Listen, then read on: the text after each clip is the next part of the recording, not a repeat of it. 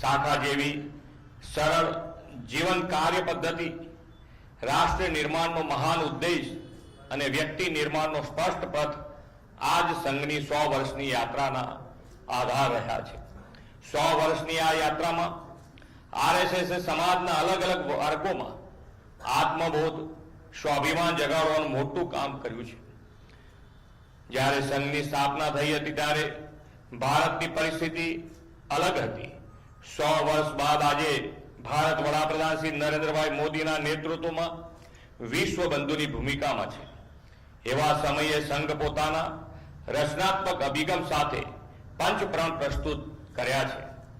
સ્વબોધ, સામાજિક સમરસતા, કુટુંબ પ્રબોધન, નાગરિક શિષ્ટાચાર અને પર્યાવરણ, આ પંચપ્રણ દેશ સાથે વૈશ્વિક પડકારોનું પણ સમાધાન આપે છે।